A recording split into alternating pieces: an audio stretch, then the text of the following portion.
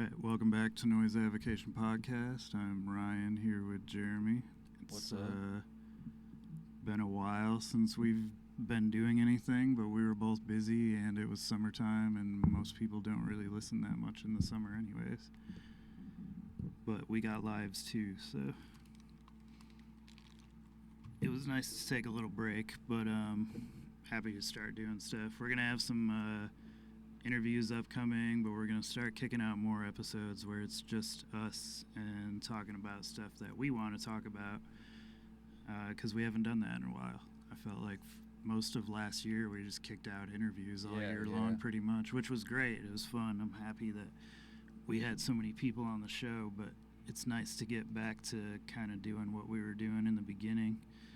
And then we are doing like a collaborative thing with our friends at the Way In, Way Out podcast, where we rank the Halloween movies along with eating some hot wings and stuff.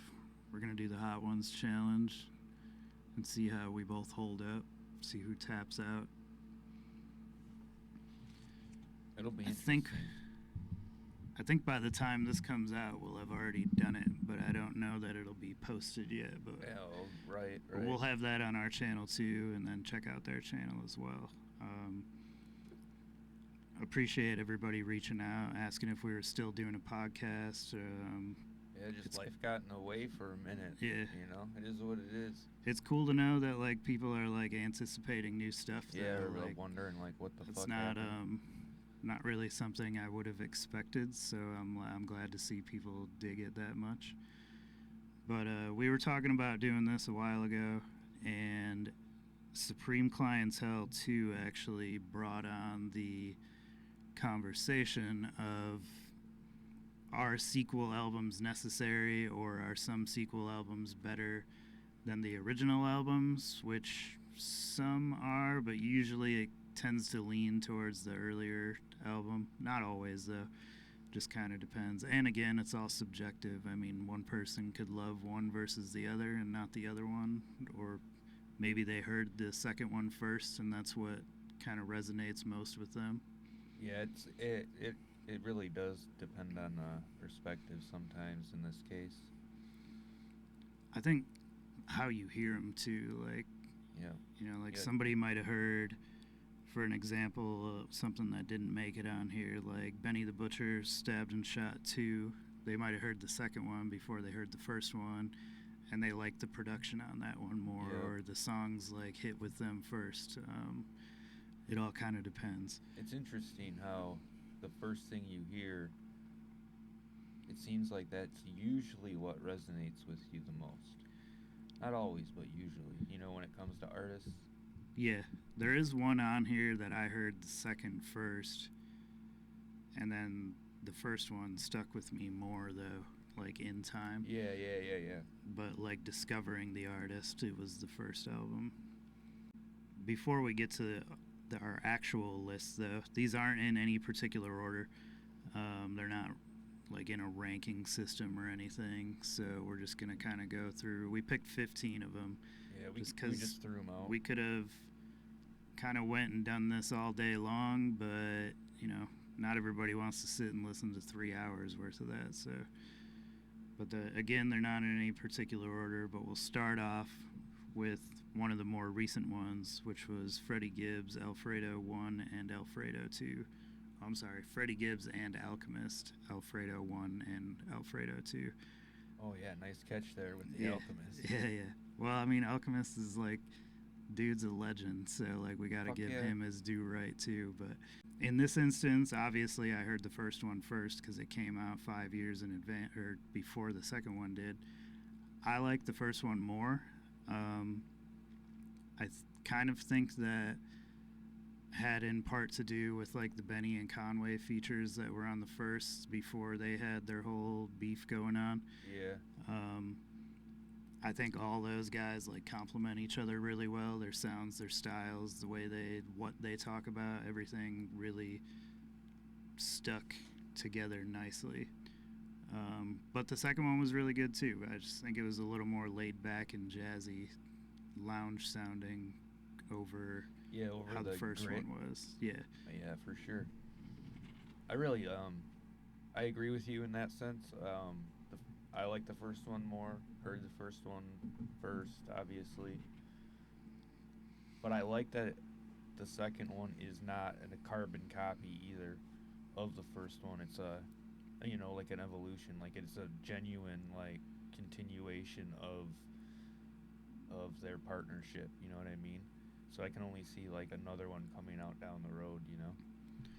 I think it like originally when the first one came out too, there wasn't as much hype around it, and then I think once people had time to really like sit and listen to it, then when the second one came out, there was so much hype around it. Right, because there's so much anticipation. Yeah, like for everybody that was sound. already anticipating it.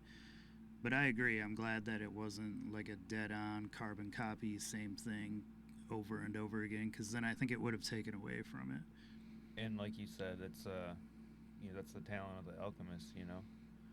Yeah, Alchemist has had a crazy year this year. And overall, he's just a legendary producer. Like, I'm happy to see that he's getting his credit more as like a household name now instead of just like people in hip hop have always known. Yeah, like people who really music pay nerds attention know, to that, but, yeah, like they know. But like anybody else, any like random kid that just likes hip hop may have not always known the producer. Like they might not know Pete Rock, they might not know DJ Premier or whatever. Like, so to have him be getting the credit that he is awesome to see. And 2025 alone for him has been nuts. I'm about to tell you something crazy about Freddie Gibbs and the Alchemist Alfredo. No, for everybody out there, Ryan's the one who introduced me to Freddie Gibbs, and he sold me. I didn't know that. Yeah, and he sold me the Alfredo CD from the store, right? So I just happened. I'm on Discogs right now. There are 3 copies for sale, starting at $178.11 for the CD. For the CD, dude. Wow. Isn't that wild? I think those cost me $6, and like wholesale. And I'm pretty sure you were like, "Here you go." I gave it to you. Yeah. Like, so that's just wild.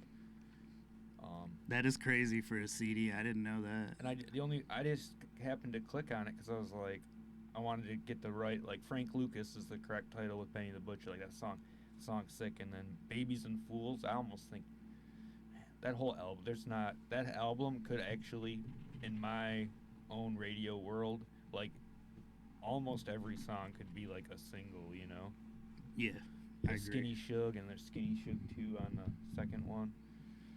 But yeah, insane. I hope that pricing. Alchemist and Anderson .Paak do an album together, because after hearing that Ensalada song that they did, like Anderson .Paak on top of Alchemist's sound was really, really good. So hopefully they get a chance to do some sort of collaboration. Would think, man, they would. I don't see, like, I want to say that's the most popular Freddie Gibbs song on that album for Is it? Sure.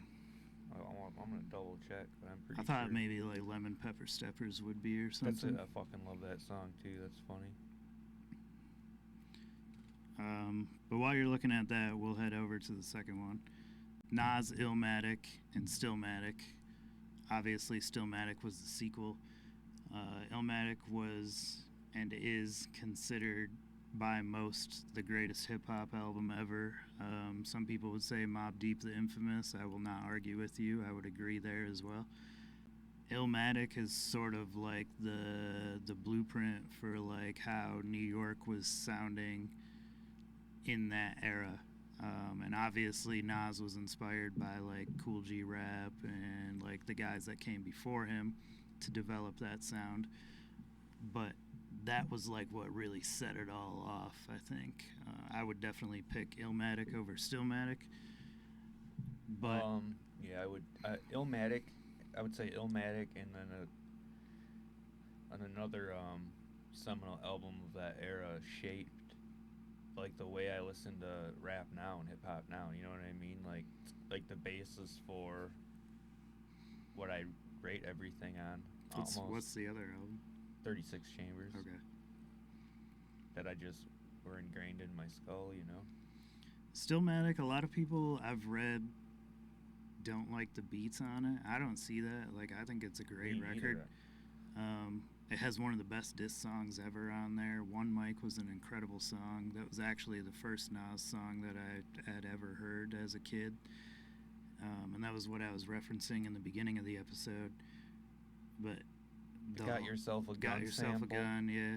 He was like one of the earlier ones to do The Sopranos, and now that's widely used. And I loved how that flow works with that, you know what I mean? Where the Got Yourself a Gun was finishing every... And you see that a lot now, too, you know? Yeah. Man, But I think that's a great album. both great albums, but I would pick Illmatic over Stillmatic, obviously. For sure. Go on with number 3. Number 3 is... I ought to double check to make sure. I just realized I had sunglasses on still. Oh, and it is Enchilada. Is Enchilada the number 1? 13 billion fucking... Or not billion, I'm sorry, million. I was going to say 13 billion Freddie Gibbs! Oh, yeah. Alright. So next on our list is Tikal versus Tikal 2000 by Method Man. Really, I would say, like, this one in particular, Tikal 2000 is just kind of a turd. I mean, I don't know what other way to put it. I mean, Tikal is such a seminal, like, held in such high regard album. I mean, Method Man's flow is just, like, that's where you hear it, okay, obviously, in the Wu-Tang, but when he had his own solo album, shit was crazy. Mary J. Blige on there, like, shit was nuts, dude. And if I'm not mistaken, he was the first solo album. I think you're right. Yeah. I remember an interview with Rizzo where he was talking about, like, since he did the production on most of the Wu solo stuff, how he was saying for Method Man specifically, he produces his beats to make it sound like they're fighting against Method Man, so he kind of has to, like, battle the track. Gotcha. And when you go back and listen to Tikal with that perspective and hear it, you're like, oh shit, like that's... Yeah, because it does happen. Like, yeah, it's like a bob and weave type of thing. Yeah, that's crazy. But yeah, I would pick Tikal over Tikal 2000. Tikal 2000 was, I don't know, the beats were odd. Method Man was... High on nasal dust, yeah, it was apparently. high on a lot of stuff. Wasn't doing too well, I don't think. And, like, it was just a weird album. And I love Method Man. Like, dude's my favorite rapper of all time. But that album just has never done it for me. And I went back and listened to it, like, during this, and it still is just kind of... visually, I think it's awesome. Like, there's a lot of cool visuals, like, on the actual it's like the album. idea of it is fucking cool. Everything involved in a kind of around the vicinity of it was cool, but then the delivery was like, because I think the expectations were already so high that it was just kind of... Yeah, and that too. I remember that. I got this album, I was on a CD from my locker partner in 7th grade. Didn't you say you traded it for something? Yeah, but I can't remember what. Biggie? No.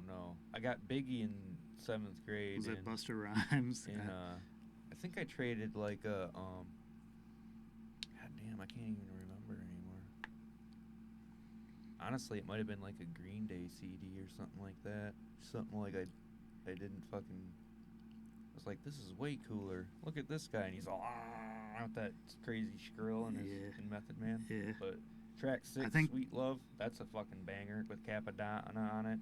And that was the first time I was, like, paid attention to Capadonna. And I was like, oh, damn, this guy's fucking smooth, you know? Yeah.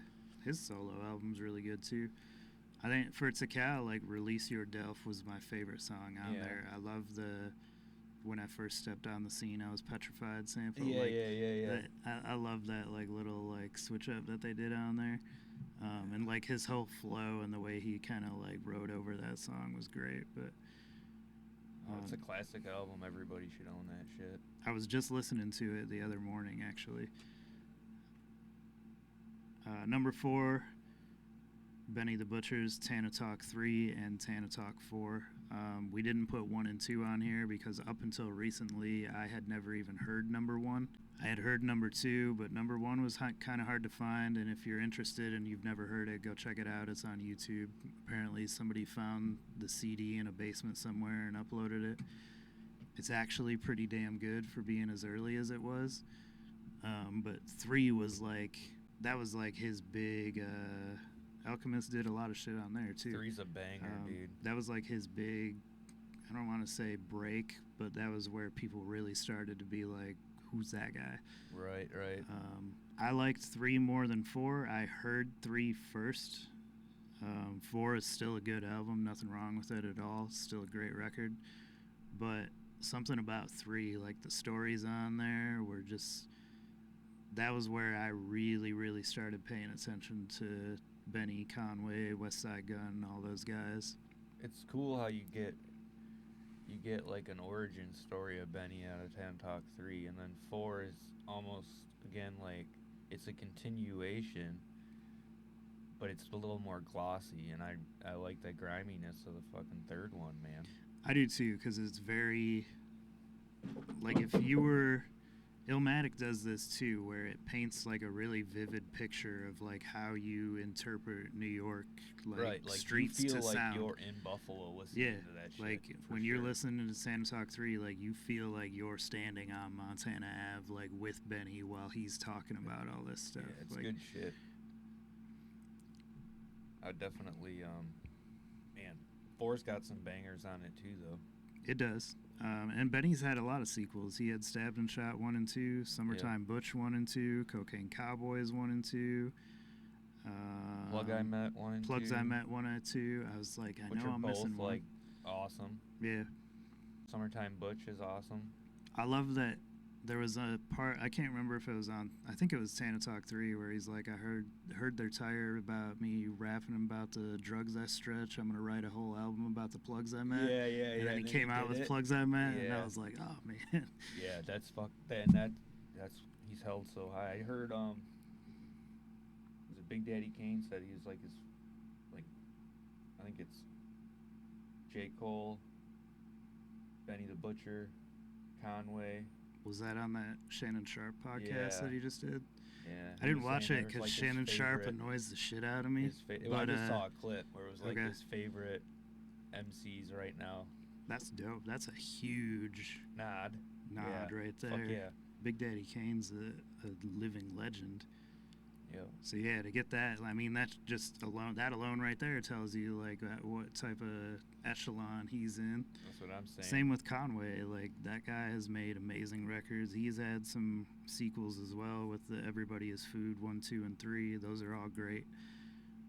But we tried to keep this to where it was like a 1 and 2 type of thing. Yeah, obviously, Tana Talk 3 and 4 was kind of the exception, but. I got a Conway question when we're done. When we're done? Yeah. Okay. Are you gonna remember? Yeah, I wrote it down. Mm-hmm. All right. Go ahead with the next. All right.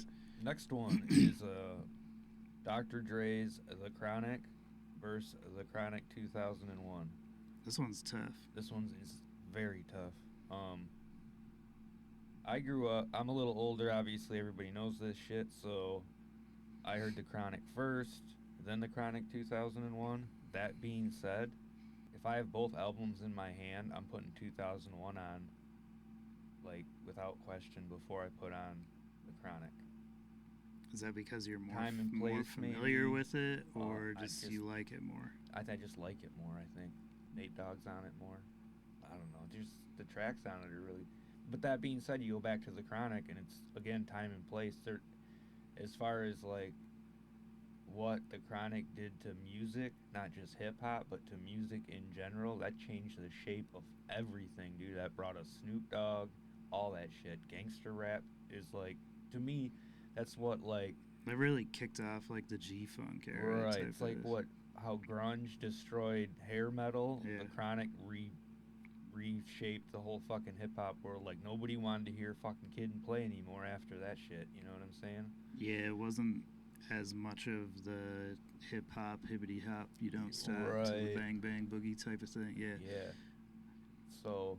I mean, obviously we all know Rakim was the reason that whole style changed, but like the the Chronic had a hand in it Oh, as yeah. well, for sure. Well, I'm just look at the. At least for the West Coast. I'm saying let's look say. at the like how many records did Rakim sell and how many records did the Chronic sell? Yeah.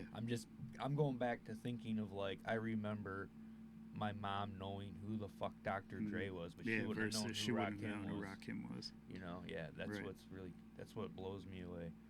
But both amazing albums. It's hard to pick. It's very hard.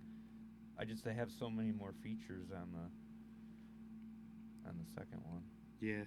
You had more time. There is too. I will one thing I do want to note that people may not be aware of on 2001 is Jay-Z wrote Snoop and Dre's verses that's what you were saying. for Still Dre, which I'm not the biggest Jay-Z fan. He does have some great stuff, great lyricist, even better businessman. He's got like 4 or 5 records that I would really take, and the rest of his catalog kind of doesn't really do it for me. But the guy's an amazing writer, I will say that. Like, yeah, and he has Dre's wrote never written his own shit for anybody out there. He's wrote some of the biggest songs out there. Like, I never knew that he wrote Rihanna's Umbrella. Oh yeah, dude, I knew that one. I was like, damn, that's crazy. I mean, he's did some of Beyonce's songs too, but that's besides the point. But I would say the Chronic 2001 as well, because that was the first one that I heard. Dude, and I was like 15 when it came out. Like, I was like just perfect. And I was like every day. I was like 10 or 11, and I remember dubbing it over because my uncle had it or one of his friends had it that lived with me at the time, and I dubbed it over like a George Strait or Alan Jackson tape or something. Dude. I can't remember exactly what it was, but I remember having like a little boombox and one of my tapes, or one of my mom's tapes that she like never played. I was like, oh shit, you can record on this? Yeah. So I taped over it to play it that way. But I think that one stuck with me. Like, that's how I found out about the Chronic, because where Dre says like, how did I fall off, or who says I sold out, my last album was the Chronic, or whatever he says in there. Yeah. That was what like later led me back to going to see, okay, what was the original Chronic. Yeah, it's like it's just always been, as long as I can remember, I think, well, almost as long as I can remember, Snoop Dogg has been in my world because of that shit. It's so crazy weird. Yeah, now he's like a global superstar. Yeah, it's just fucking mind-blowing. After that, we have Method Man and Redman's Blackout 1 and Blackout 2, which Meth and Red to me are like one of the greatest duos ever in hip-hop. Those guys rhyme together, play off of each other, are both really funny, witty. Both of these albums are great, but I like Blackout 1 more than Blackout 2, but they were 10 years apart, so the sound in the mid-2000s was a little bit different production-wise than what that, like, Blackout 1 was 99, so the sound of, like, the 90s was still pretty dominant in that one. Blackout 2 was a little more, like, polished club-sounding type of stuff almost, but still a great record. I mean, I know a lot of people didn't like it for whatever reason. I don't know why, but I still play that one. Not as much as the first one, but yeah, I don't play I've only listened to the second one, honestly, like twice, and really? Not even like it's a good album. It's but the first one, I fucking love the first one. You know, I was like there wasn't a line, but I remember buying that from like, was it FYE Cam, whatever the store was when it came out, and it has like that like sunglass tinted case and shit. It's like, oh, that's right. I forgot about the smoked out case. Yeah. Still have it. So, but that started out awesome. Even with the whole like Cheech and Chong nod and shit, like they're all stoned at the beginning in the skit, and it's just like good storytelling, dude. And it was just witty. It was like witty and funny, like you just said, nobody rhymes like they do. Nobody like pieces together the stupid but humorous, but like also witty and wise type of shit. It's a combination of everything. Yeah. Like where Redman says I scored a 1.1 on my SAT and still push a whip with the left and right AC. was always hilarious because like every car back then had a left and right AC. Yep. like, Yep. and that was the point, obviously. But Number 7 is another new album, Unlearning Volume 1 versus Unlearning Volume 2 by Evidence. Both albums fucking amazing. If you haven't listened to Unlearning Volume 2 yet, do yourself a favor and listen to it. I will say, Evidence has produced more than what people realize. Oh yeah, he's all over all kinds of He shit. has a lot of music that you're like, wow, Evidence did that. Like he's That's done like wild. Prodigy, like Cool G rap songs. Like he's done a lot of stuff. But yeah, if you haven't heard Unlearning Volume 1 or Unlearning Volume 2, you need to check those out. Yeah, It's kind of like, I would call it like grown folks hip hop. Like there's a lot of wisdom in there. There's a lot of like life lived. yeah, where- definitely kind of like where even almost where like Atmosphere is at now and shit. Yeah. Yeah. To me, these ones, well, I'll let you go. What would you choose between the two if you had to pick? I fell in love with 2. Like, so I'm gonna lean towards 2. I think Out of Bounds is fucking awesome. I don't. I'm leaning towards 2. The first one's fucking amazing as well, but Yeah. I think I'm going to have to take a draw on I these think ones. it's just like I don't know if we're allowed to do that. you but can do it. I just think that I think it's again maybe it's just time and place for me. Or like with everything else that came out. I mean, there's a lot of good shit that like, has come out in the last month. It's fucking nuts, in all genres. So it's like for this to stand out, like amongst like the Freddie Gibbs and the Alchemist is like, it's saying something. I think. Yeah, Nobody absolutely. nobody sounds like Evidence. No. Nobody And flows nobody like has Evidence. nobody has his style and flow. Like he's real slow, laid back, chill, but says more in like 4 bars than most rappers do in 16. Yeah, that shit's crazy. I love them both though. Like these albums have been, Unlearning Volume 1 I've played literally weekly since it came out, and Volume 2 I still play it probably once or twice a week. So yeah, for these I'm gonna have to take a draw. I don't think I can pick between the two. They're both excellent. I hope he does a Volume 3. Number 8, we have Run the Jewels 1 and 2. If you're not familiar with Run the Jewels, I feel like most people are, but Killer Mike and LP, I think I lean more towards 2 on this one, but I don't know if that's because I heard it first and then went back to the first one, or really what exactly, because I love them both, but I'm trying to think of what kind of drew me to the second one. But that was just how I discovered them, was on number 2. I only really listened to both of these albums all the way through for this fucking thing, and I like 2 better. Do you? I just think it has better songs. But You're- but at the same time, I'm not like a humongous fan either. Like I have to really like sit down and like digest them. Yeah. I think they're a cool duo though, because they sound so different Yeah. that yeah. it, like, neither of them sound similar, so it really makes like a cool contrast in the music. Both are great rhyme sayers and both great writers, but yeah, I would pick 2 over the first one if I had to. Only built for Cuban Links. Only built for Cuban Links too. Yeah. For me, this one's again. This one's kind of easy. Yeah, it's a great. The second one's a great album, but you cannot top Only Built for Cuban Links, dude. No, that's like a standard album at this point. Like, I haven't spent that much time with Only Built for Cuban Links 2. I mean, like you just said, it's damn near impossible. That's Go down. That's a Illmatic Stillmatic situation. No, it is. Like, It is. And on the classics on Only Built for Cuban Links, like Knuckleheads, Knowledge of God, Criminology, Rainy Ice Days, Cream Man. Guillotine, Ice Cream. There's so many, dude. Yeah, Ice Cream. and the skits. the skits. Yeah. I mean, they kept some of the skits in too. Woo Gambinos, dude. Oh yeah, that's right. They kept some of the skits in too, but they just weren't. I don't know. They weren't as good. Still a good record though. Like it wasn't like a letdown by any means.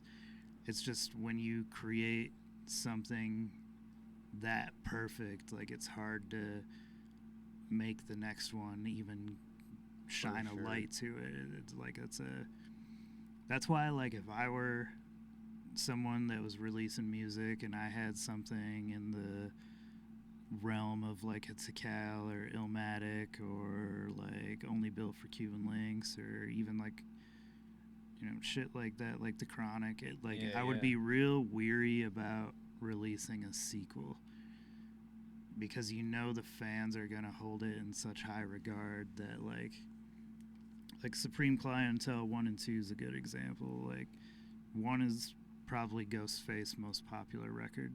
The second one's good, but what makes it The a second continuation of, other than just the title? Yeah, I think in his case, that just sounds like a money fucking, like almost like a money title grab, don't you think?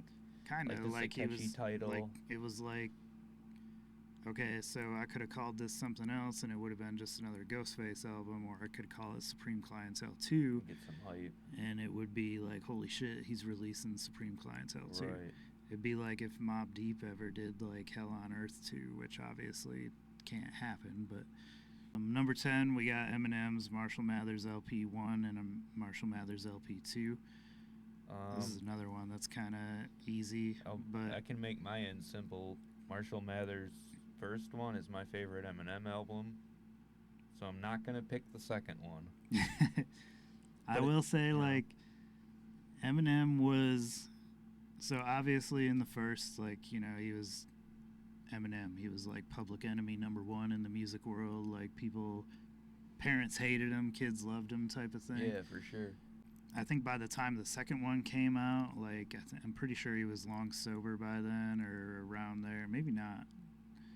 I'd have to go back and check the timeline. But as an artist, as an MC, I think his delivery, his sound, his flow, his skill was a lot more refined by that time. Not saying that he wasn't who he is on the first one. Still did great, still had crazy rhyme patterns and everything, but by the time the second one came out, his shit was like down to a T. That's what I think. But I do think I would pick the first one as well. Yeah, it's just there's like so many classics on there.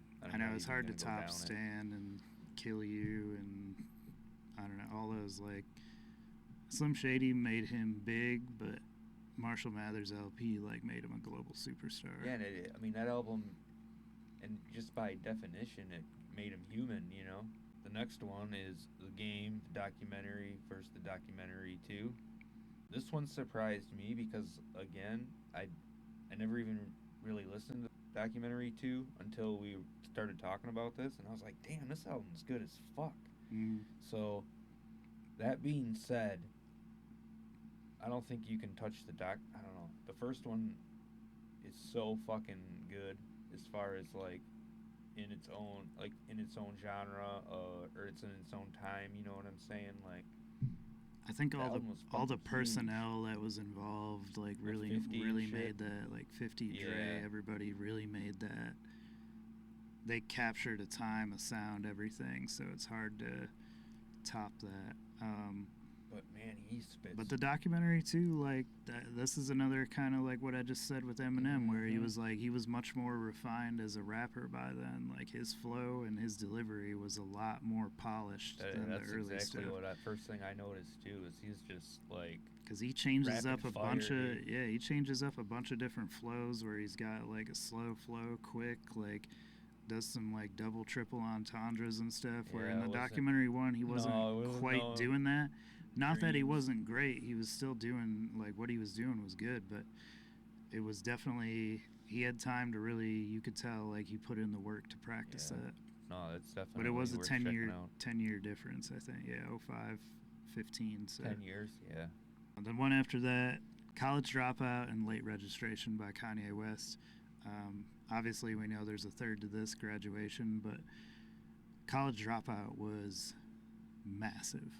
That it was. Like, I remember on BET when, like, the Through the Wire video premiered, the Overnight Celebrity video. They played that for, like, I mean, like it must have been like 2 months straight Yeah, dude. that thing was in the countdown on there on like 106th and Park and stuff. Like it did not stop. Um, and it was a great story too to like see like how Kanye wrote that with his jaw wired shut. Yep. And like it was, You know, it had like everything to make it like big and bring the intrigue. Like you want to hear like, dude, this guy shattered his jaw and put out an album. What? yeah, like where the odds were all stacked against Yeah. him. It's kind of like when 50 put out Get Rich or Die Trying. Like yeah. he had an album recorded before that, Power of the Dollar, that got shelved after he got shot, and then like came out and did all that. So to overcome those odds is like not many people do that. Conway the Machine did it, but Yeah, that shit's crazy. but yeah, I would pick College Dropout over Late Registration. Both are great records though. I do like both of them. But College Dropout, like I could still put that on like at any point in time, any day of the week, and it's still a great record through and through. Yeah, his production on that was like, I wasn't like obviously the first introduction of Kanye West, but that was where you put the face and the voice with that production. You know what I'm saying? That was like the moment where he was like, I'm Kanye West. Right. Like he really hiding like behind like yeah, the like he Jay-Z really shadow. laid his shit out on the table with Yep. that record. Ice Cube, War and Peace, Volume 1, Volume 2. For the record, I think more people know Volume 2 than what you may realize. Like, everybody knows that fucking, I wanted to say Back That Ass Up, but that's Juvenile. But You Can Do It, Put Your Back Into It song. Yeah. Because that was like on Like the hit. What was that Julia Stiles movie that had that on the soundtrack? It wasn't Save, was it Save the Last Dance? I don't know. Not Step Up. I think it was Save the Last Dance, but it was huge. Like, I remember that being on like a few movies that were huge. So if you've never heard that record, I guarantee you've most likely heard that song at least. For me, I heard War and Peace Volume 1 before I listened to Volume 2 in its entirety, at least. Like, I heard that other song prior to, but I like Volume 1 more than Volume 2. It was a little more grimy and gritty sounding. Pushing Weight, dude. Yeah, I Push Rhymes Like Weight that's like the standout track to me on there. But Once Upon a Time in the Projects. But they were both great records. Like Ice Cube's Ice Cube, so it's hard to. I mean, even to this day, that guy's still releasing good music. He just did another set of sequels with the Man Up, Man Down albums. I still haven't listened to Man Down. I listened to Man Up when it came out, but I haven't. But it's just pretty given standard, it the time like of day Cube, yet. you know. Yeah. 14, we got Slum Village, Fantastic Volume 1, and Fantastic Volume 2. What do you think on this one? I like Volume 2, but I think I heard Volume 2 first. I know I did. Because how did that work? Did Volume 1 even come out until after? I think publicly, yeah, it came out after. Like, I think producers and artists involved with Elzai and Jay Dilla and all those, like, they had heard it, but I don't know that it was. I don't remember if it got shelved due to a label thing or how that worked, but I'll have to go back into the. but I'm pretty sure I heard the second one first as well. But yeah, like the Midwest grimy fucking Tribe Called Quest, you know. Yeah. Yeah, it had that Detroit grit to it, like less jazzy, Dilla, more grimy. Jealousy, Hold Tight, Climax, dude, that song's fucking so good. But yeah, just sick fucking nice laid back flow, but with grimy content. I would have to pick the second one as well. Yeah. And for the last one, I do want to add one more after this, just because I think it needs to be on there, but we'll get to that after. For the last one, we have 3-6 Mafia's Chapter 1, The End, and Chapter 2, World Domination. I'm a huge 3-6 Mafia fan, but I think sound-wise, beat-wise, rhyming, group-wise, everything, number 2. Yep, me too. Not that the first one is bad by any means, but it went from being like that lo-fi, like Mystic Styles kind of sound to more of like the I don't want to say more horrorcore type of thing, but like That's what it is. It's yeah, because Mystic Styles had a lot of that too though on there. But it was the production was better, the rhyming was better, the songs were better structured. It's a great record. Like if you haven't heard it, you should probably go yeah, listen dude. to that. I was just thinking. I don't. Aside from once I got older and started actually purchasing like new vinyl of 3-6, every 3-6 album I ever had, which it was burned. It was a bootleg of some sort.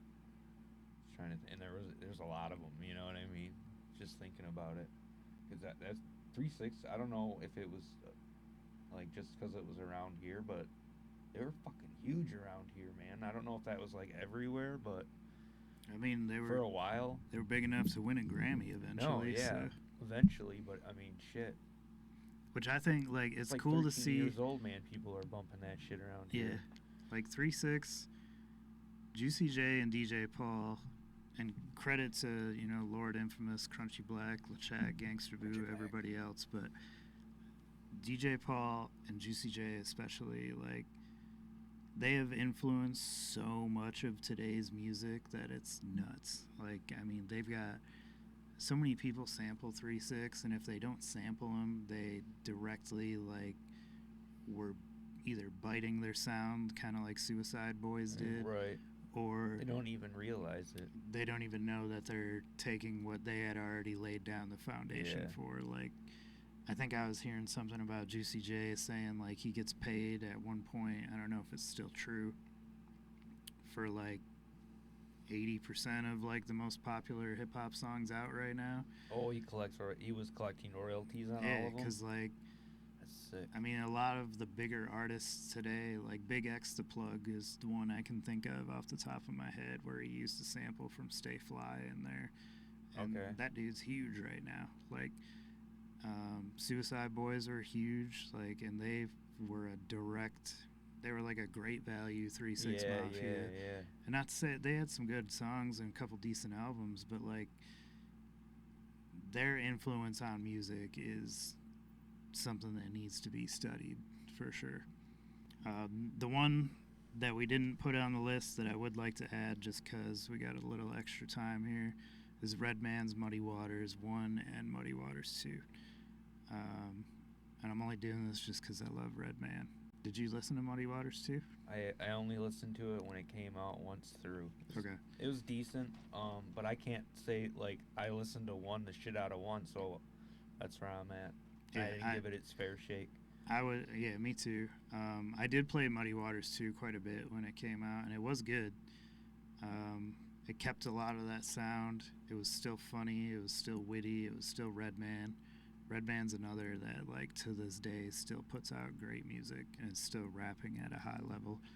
And I think for a lot of these guys, like Raekwon, Method Man, LL Cool J, all the health has a lot to do with it. Oh yeah, like, and they take care of themselves. like and you shit. see some of these guys, like, no offense to Lil Wayne, but like, dude don't look too well, and like his music is not holding up at all. Yo, I saw Biz Markie like a year before he died, And he looked had to rough. get like basically like carried onto stage to do like 3 songs, dude. And then he's winded by the end of it. And, like, it was bad. But yeah, I think health has a lot to do with like a lot of these guys that are 50 plus that are putting out music at a high level and arguably higher than a lot of the artists that are out today, at least from my perspective. But I would pick Muddy Waters 1 also. That's a classic record. I would also like to add one since you did. Metallica, Load, or Reload. Neither. just get rid of both of them. Shit, I had to. No, that's it. But yeah, there was quite a few honorable mentions here. Like, I did mention Conway's Everybody Is Food. Like Ty Ferris's No Cosign, No Cocaine, or No Cosign, Just Cocaine series. Oh yeah, I wrote that one down. Lil Wayne's The Carter series. Prime, which is Royce the 5'9" and DJ Premier. Crime Apple. Rome Streets, West Side Gun. All these guys have a lot of sequel albums that, like, they all held up pretty well, I'll say. Outside of Lil Wayne's The Carter. I think 1, 2, and 3 are probably the only ones that I could say are worthwhile. And I'm not even like a big fan of 3. I like 1 and 2.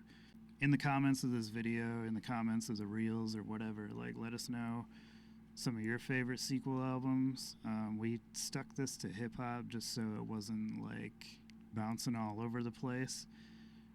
And I feel like hip hop is more common to have sequels than rock music is, with the exception of a handful of stuff. Yeah, like, we kind of, when we were talking about it, it was like, all right, we have like these 5, and then kind of like, Yeah. hip hop just, it's like, it seems just to a be the part of the genre culture. that does the sequel more often. or, Like, yeah, you get like mixtape volume fucking 1 through 100. yeah, the mixtapes for sure. That was that'd be a whole another Oh, yeah. episode just on its Its own. own Like, series. yeah. But let us know in the comments some of your favorite albums, whether you like the sequel, the prequel, or whatever more.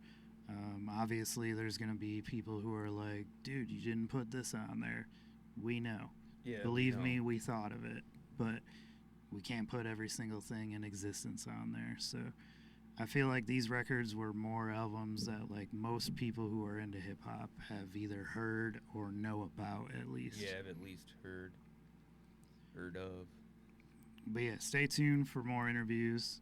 We have more stuff coming. We do have a handful of t-shirts left in large and extra large. If anybody's interested in picking one of those up, hit us up. Follow us on Instagram, on YouTube, whatever other social medias are out there. I'm sure we're on it. We just might not be quite as active on it. And stay tuned for the Hot Ones episode and some other stuff upcoming. But we appreciate you guys listening. Catch you later.